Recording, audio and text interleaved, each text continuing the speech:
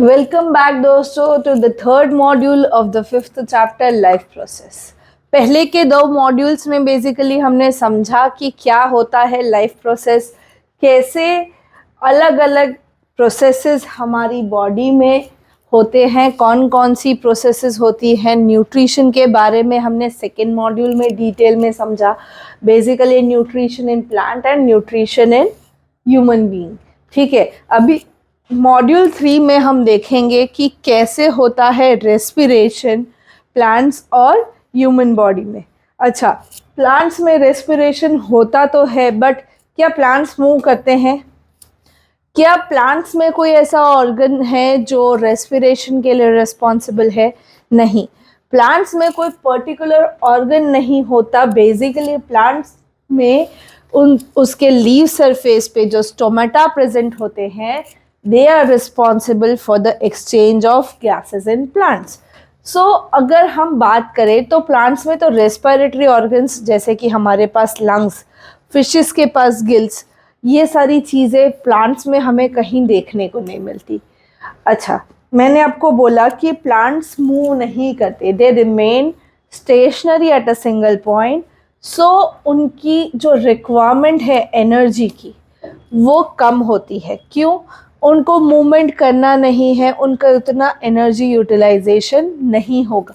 Basically plants में energy utilisation कब होता है? जब प्रोसेस ऑफ फोटोसिंथेसिस होता है, यानी कि उनका खाना बनता है।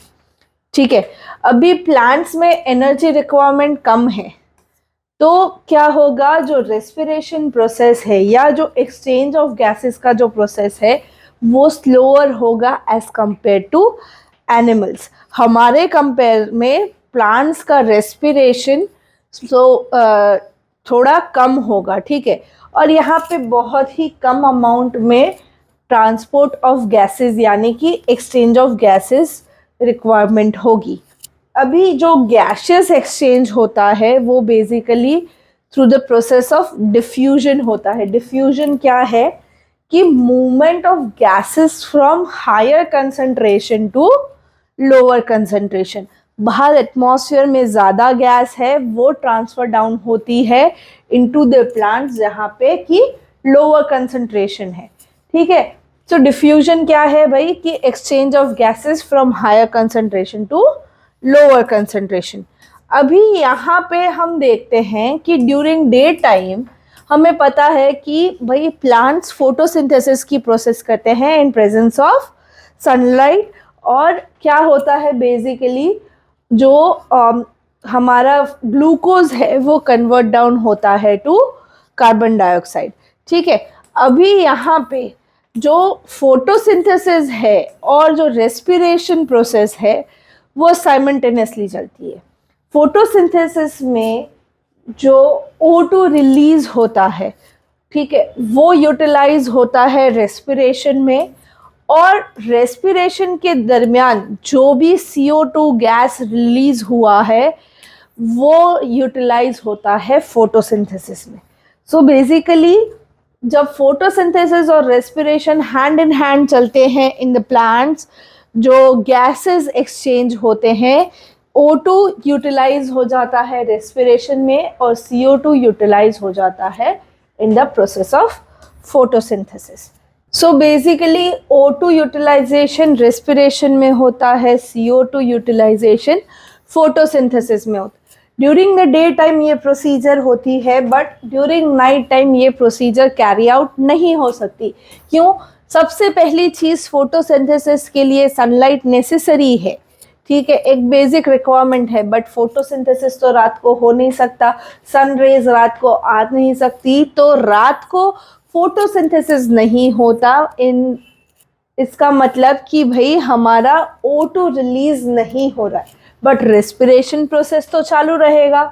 सो रेस्पिरेशन में CO2 ज़्यादा एलिमिनेट हो जाता है और वही CO2 मॉर्निंग में फोटोसिंथेसिस की प्रोसेस में फिर से यूटिलाइज होता है। ठीक है, so during day time photosynthesis respiration hand in hand चलते हैं, बट ड्यूरिंग नाइट टाइम क्या होता है?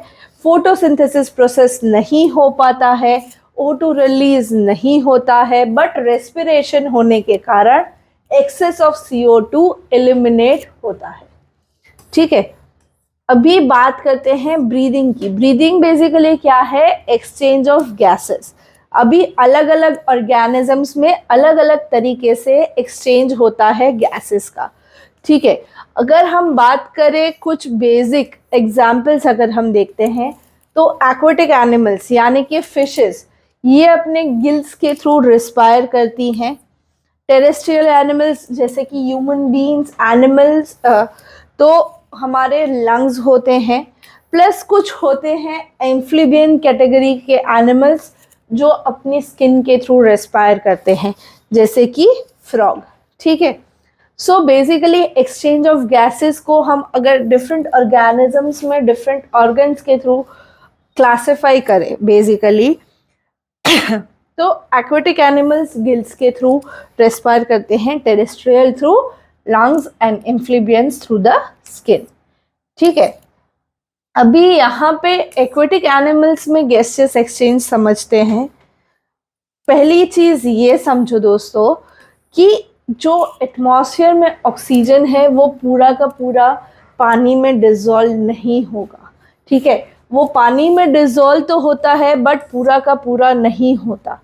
प्लस फिशेस भी हमारी तरह मूव करती है, वो प्लांट्स की तरह स्टेशनरी नहीं है। तो क्या होगा, उनका जो अमाउंट ऑफ ऑक्सीजन रिक्वायर्ड है वो ज़्यादा होगा। यहाँ हम देख रहे हैं कि ऑक्सीजन की जो सॉल्युबिलिटी है वाटर में वो कम है, अभी फिशेस को ज़्यादा चाहिए। तो होगा क्या, जब लेसर अमाउंट अवेलेबल हो और वाटर में भी ज़्यादा डिसॉल्व ना हो तो फिशेस तो हमारी तरह मूव करती हैं, उनका रेट ऑफ रेस्पिरेशन या रेट ऑफ ब्रीदिंग हायर होता है। ठीक है, तो rate of breathing means 1 minute में हम कितनी बार ब्रीद इन एंड आउट करते हैं। ठीक है, तो एक्वेटिक एनिमल्स में ब्रीदिंग रेट हायर होता है। तो अभी क्या होगा कि जो ऑक्सीजन रिक्वायरमेंट है वो भी ज़्यादा होगी। तो फिशेस जो हैं वो अपने माउथ से ऑक्सीजन रिच वाटर को अंदर लेती हैं और रिलीज करती हैं गिल्स के थ्रू। माउथ से ज़्यादा अमाउंट ऑफ वाटर अंदर आ सकता है, इसीलिए वो माउथ से वाटर इनटेक करती हैं ताकि ज़्यादा ऑक्सीजन वाला पानी जाए और रिलीज करती हैं गिल्स में से। ठीक है, गिल्स के थ्रू ऑक्सीजन जो है वो पानी में एंटर करता है, और मींस जो हम बात कर रहे थे कि through the gills oxygen from water जो है वो एंटर करता है ब्लड में, और कार्बन डाइऑक्साइड जो ब्लड में है वो एंटर करता है वाटर में। मींस बेसिकली यहाँ पे भी फिशेस क्या कर रही हैं, माउथ से जो पानी ले रही है उसका ऑक्सीजन और उसके गिल्स में से जो ऑक्सीजन आ रहा है वो उसके ब्लड में जाता है, और जो ब्लड में कार्बन डाइऑक्साइड प्रेजेंट होता है वो वाटर में रिलीज होता है। ठीक है,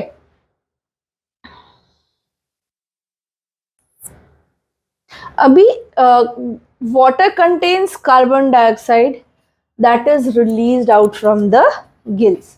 ठीक है, हमने पहले बोला कि भाई गिल्स से कार्बन डाइऑक्साइड रिलीज होता है तो वो कहाँ जाएगा, अल्टीमेटली वाटर में ही जाएगा। तो ये जो प्रोसेस है ये भी किससे होता है, डिफ्यूजन से। ठीक है, जहाँ पे भी एक्सचेंज ऑफ गैसेस होता है वहाँ पे डिफ्यूजन की प्रोसेस होती है, basically exchange of gases from higher concentration to lower concentration. ठीक है, अभी यहाँ पे क्या है higher concentration to lower concentration, कि भाई ऑक्सीजन जो है वो वाटर में ज़्यादा है as compare to the blood of the fishes, इसीलिए वाटर का ऑक्सीजन मूव इन करता है ब्लड में। ठीक है, और ब्लड में क्या है, कार्बन डाइऑक्साइड का प्रोपोर्शन ज़्यादा है तो वो मूव आउट करेगा इनटू द वाटर जहाँ पे कार्बन डाइऑक्साइड कंसंट्रेशन लो है। ठीक है, सो बेसिकली डिफ्यूजन में हायर से लोअर कंसंट्रेशन मूवमेंट होती है। अभी एक्सचेंज ऑफ गैसेस इन जो टेरेस्ट्रियल एनिमल्स हैं, जैसे कि हम ह्यूमंस हो गए या जो हमारे वाइल्ड एनिमल्स हो गए, ये सब में क्या होता है, हम ऑक्सीजन एयर से लेते हैं थ्रू लंग्स। हमारे अंदर पर्टिकुलर रेस्पिरेटरी ऑर्गन्स होते हैं, बट जो कॉमन प्रोसीजर है दैट इज द डिफ्यूजन। हमारी बॉडी में भी एक्सचेंज ऑफ गैसेस जो होते हैं वो through the process of diffusion ही होता है। ठीक है, जैसे कि हम ह्यूमन बॉडी में लंग्स जो है उसकी बात करें, तो अगर हम बात करते हैं लंग्स के अंदर एल्वियोलाई की या एयर सैक्स की, तो वो क्या करते हैं, वो ऐसे स्पेशल स्ट्रक्चर्स हैं जो सरफेस एरिया बढ़ाते हैं ताकि हम ज़्यादा ऑक्सीजन ले सकें। हाँ दोस्तों, हमारे लंग्स में जो एल्वियोलाई है या एयर सैक्स हैं, उसको अगर हम एक्सपांड करें तो वो बहुत ही बड़ा सरफेस एरिया कवर करते हैं। ठीक है, सो जो भी हम ऑक्सीजन इनटेक करते हैं from the air, that is exchange in the air sacs या एल्वियोलाई। ठीक है, और ये बहुत ही डेलिकेट स्ट्रक्चर्स होते हैं जो कि हमारे लंग्स में अवेलेबल होते हैं।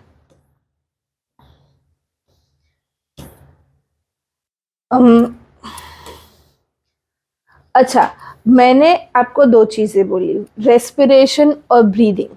क्या होता है रेस्पिरेशन, क्या होता है ब्रीदिंग, तो ये समझते हैं। Respiration is basically the process of taking in oxygen and giving out carbon dioxide. ठीक है, रेस्पिरेशन क्या होता है कि जब हम ऑक्सीजन अंदर लेते हैं और कार्बन डाइऑक्साइड एक्सेल आउट करते हैं। ठीक है, यहाँ पे हमने O2 इनहेल किया, CO2 रिलीज किया। और ब्रीदिंग और रेस्पिरेशन अलग चीजें होती हैं। ब्रीदिंग क्या है, पार्ट ऑफ रेस्पिरेशन है जो कि इन्वॉल्व करता है खाली एक्सचेंज ऑफ गैसेस। ठीक है, रेस्पिरेशन में बेसिकली क्या होता है कि एक्सचेंज ऑफ गैसेस होने के बाद, यानी कि जब ऑक्सीजन एंटर करता है लंग्स में थ्रू ब्रीदिंग, तो वो ब्लड के साथ कंबाइन होता है। ठीक है, और वो ब्लड कैरिंग ऑक्सीजन जो है वो बॉडी के सारे पार्ट्स थ्रू जाता है, through the pump that is the heart. ठीक है, जब हम ट्रांसपोर्टेशन पढ़ेंगे तब हम समझेंगे कि कैसे लंग्स हमें हेल्पफुल है ऑक्सीजनेटेड ब्लड पूरी बॉडी में ट्रांसपोर्ट करने में। ठीक है, सो रेस्पिरेशन जो है बेसिकली वो बॉडी में जब ऑक्सीजन एंटर होता है और ब्लड के साथ कंबाइन होके सारे सेल्स तक पहुंचता है, तो वो प्रोसेस हम रेस्पिरेशन समझते हैं। रेस्पिरेशन में सेल्स जो है, ठीक है, सेल के माइटोकॉन्ड्रिया तक अगर ऑक्सीजन एंटर होता है तो वो रेस्पिरेशन प्रोसेस कहलाती है। ठीक है, और रेस्पिरेशन में जो जब ऑक्सीजन माइटोकॉन्ड्रिया में एंटर करता है तो जो फूड है वो ब्रेक डाउन होता है with the help of oxygen और कन्वर्ट होता है एटीपी मॉलिक्यूल्स में।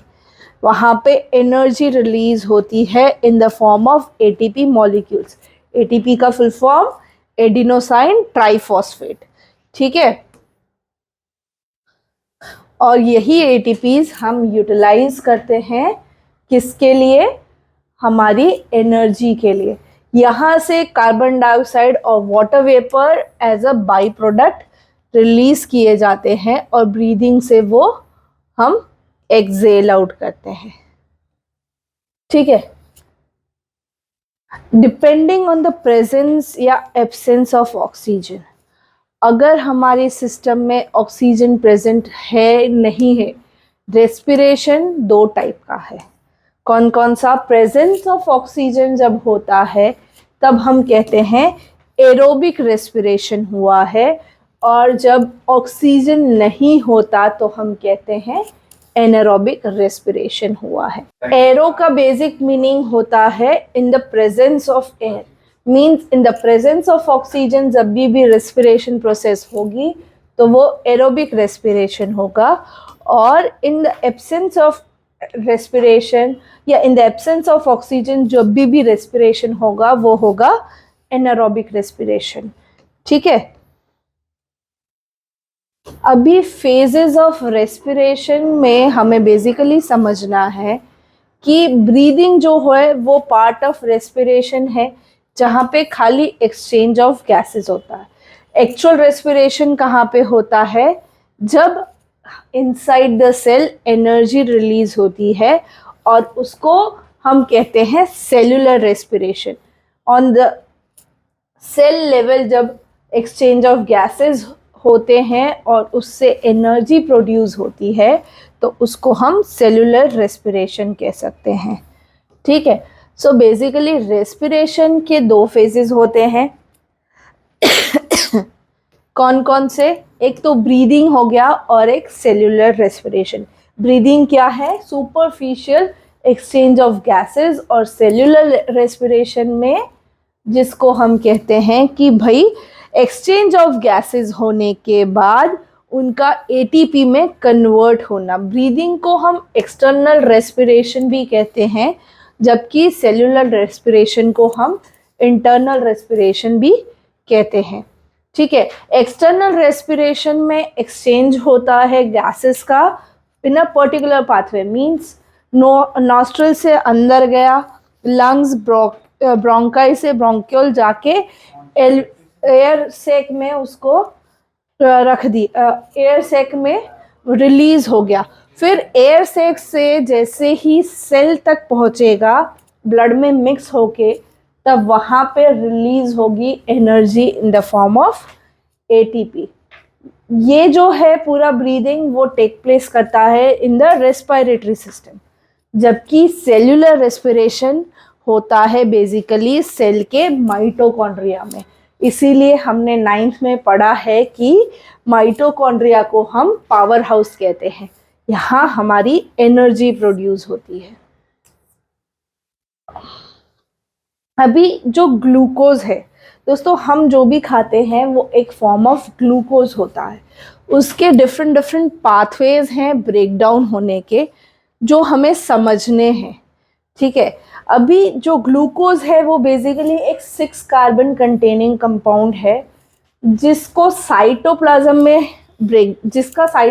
में ब्रेक डाउन होता है इनटू पाइरूवेट। पाइरूवेट क्या है? 3 कार्बन कंटेनिंग कंपाउंड, और उसके साथ रिलीज होती है एनर्जी। अभी हमने पढ़ा दो type of respiration, anaerobic and aerobic. अभी anaerobic means the absence of oxygen. अगर in the absence of oxygen pyruvate का कन्वर्जन ईस्ट में हम देखें तो क्या बनता है? इथेनॉल बनता है, कार्बन डाइऑक्साइड बनता है और एनर्जी बनती है। ये कब होता है? जब जरा सा भी ऑक्सीजन नहीं available, complete absence of oxygen. दूसरा है भाई लैक ऑफ ऑक्सीजन हमारे मसल सेल में। जब हम एक्सेसिव एक्सरसाइज करते हैं या बहुत ज़्यादा भागते हैं तो हमारे मसल्स में क्रैम्प आता है। सो बेसिकली क्या है कि उस मसल तक रिक्वायर्ड अमाउंट ऑफ ऑक्सीजन नहीं पहुंच पा रहा। ठीक है, तो उस टाइम पे क्या होता है? वहाँ पे ऑक्सीजन लैक होता है, वहाँ पे एब्सेंस नहीं होता, ऑक्सीजन की कमी महसूस होती है। तो वहाँ पे पाइरूवेट कन्वर्ट हो जाता है लैक्टिक एसिड और एनर्जी में। एनर्जी बनती है बट विथ लैक्टिक एसिड, और वो कम पड़ती है हमें। ठीक है, अभी जो लास्ट प्रोसीजर है वो है कि भाई कंप्लीट प्रेजेंस ऑफ ऑक्सीजन जो माइटोकॉन्ड्रिया में बेसिकली होता है। तो यहाँ पे कार्बन डाइऑक्साइड, वाटर और एनर्जी मॉलिक्यूल्स बनते हैं, और यही कार्बन डाइऑक्साइड फिर रिलीज होता है थ्रू द लंग्स। ठीक है, सो ये बेसिक पाथवे है जो हमें समझना है कि ग्लूकोज का कन्वर्जन पाइरूवेट में होना in the cytoplasm, complete absence of oxygen होगा ईस्ट में, तब इथेनॉल, कार्बन डाइऑक्साइड और एनर्जी बनेगी। बट अगर मसल्स में कुछ अमाउंट ऑफ ऑक्सीजन लैक कर रहा है तो वो लैक्टिक एसिड और एनर्जी बनाएगा। और जब कंप्लीट प्रेजेंस होगा in the mitochondria, required amount of oxygen हमें मिलेगा तो क्या बनाएगा, कार्बन डाइऑक्साइड, वाटर और एनर्जी प्रोड्यूस करेगा। ठीक है,